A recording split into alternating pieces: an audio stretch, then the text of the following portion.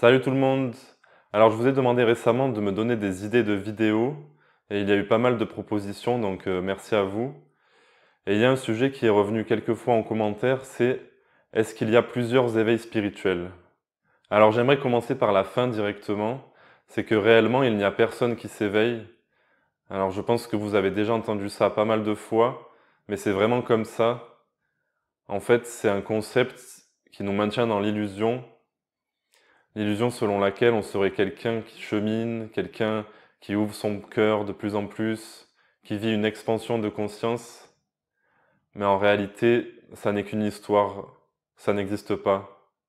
En fait, pour moi, l'éveil spirituel, ça n'est qu'une impression, ça n'est qu'une manière de parler.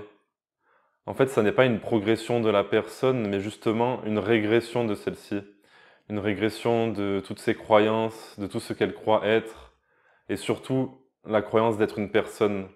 Je parle souvent de laisser la place, et c'est vraiment que ça en fait. C'est se faire remplacer par cet amour inconditionnel qui est déjà là. Mais pour jouer, je vais quand même parler de ce qu'on pourrait appeler les différents éveils spirituels, ou en tout cas les principaux d'après moi. Pour moi, le premier éveil dont les gens parlent, c'est ce que l'on pourrait appeler l'éveil horizontal. C'est quand tu commences à être de plus en plus ouvert d'esprit, que tu sens que quelque chose cloche dans le monde, ou en toi, ou les deux. Et donc il est possible que tu commences à vouloir changer le monde, à vouloir te changer toi-même pour avoir une vie plus harmonieuse. Mais ça reste très horizontal, c'est-à-dire que ça reste en surface. Tu vois la cause de la disharmonie à l'extérieur de toi. Et donc tu peux commencer à accuser des responsables. Tu te dis que toi t'es éveillé, que t'as pris conscience de plein de choses, et que les gens autour de toi sont en train de dormir. Alors tu vas essayer de les convaincre, et tu peux ressentir de la souffrance par rapport à ça. Tu peux te sentir décalé. Tu ne ressens pas l'amour parce que tu es focalisé sur la surface des choses. Donc tu crois encore fort à une séparation.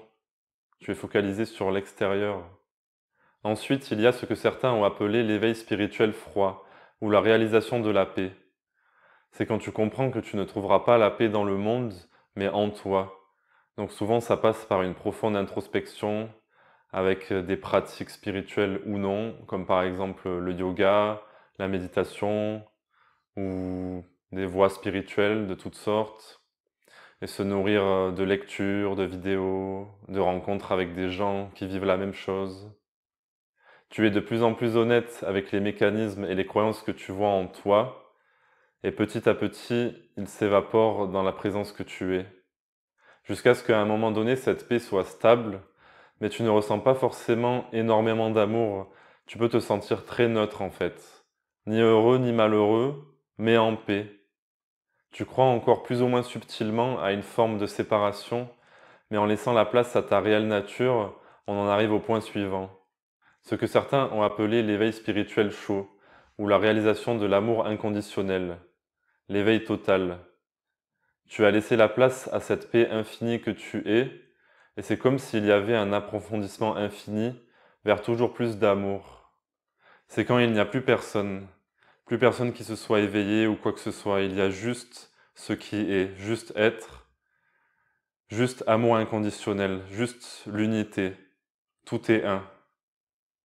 Alors il y a bien sûr une infinité de nuances entre tous ces soi-disant éveils spirituels, et à chaque nuance, il y a des gens qui s'arrêtent là, qui se disent c'est bon, je suis éveillé, j'ai trouvé. Et c'est encore une histoire, et ça peut encore être vu au sein de cette conscience infinie que l'on est, et donc disparaître aussi. Il s'agit d'aller jusqu'au bout. Et un bon indicateur, c'est quand tu ne ressens toujours pas cette complétude dont on parle, que tu es déjà. Et ça, c'est un bon moteur. Tant que tu ne te sens pas pleinement comblé ici et maintenant, en tant que présence, c'est que tu crois encore qu'il te manque quelque chose. Tu crois encore plus ou moins subtilement que tu es quelqu'un qui doit approfondir ça, mais non, tu peux juste rester ici et être ce que tu as toujours été. Juste être, c'est rester ici et maintenant en tant que présence, en tant que cet espace au sein duquel tu vois apparaître toutes tes pensées, toutes tes émotions, et tu les laisses s'embrasser, sans t'y opposer. Tout ce chaos humain que tu peux voir à l'intérieur de toi, toutes tes parties sombres, tu peux vraiment laisser tout ça en chantier, Il n'y a pas à travailler dessus. Juste, tu reviens à ce que tu es, et ces choses se résoudront d'elles-mêmes. Revenir à ce que tu es, c'est remettre ton attention sur elle-même, sans cesse, et ne plus croire à rien.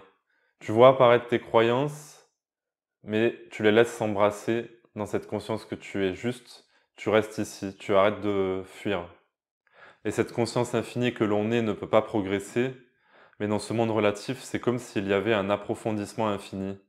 C'est comme si notre personnage se dissolvait de plus en plus à chaque instant, pour toujours plus laisser de place à cela.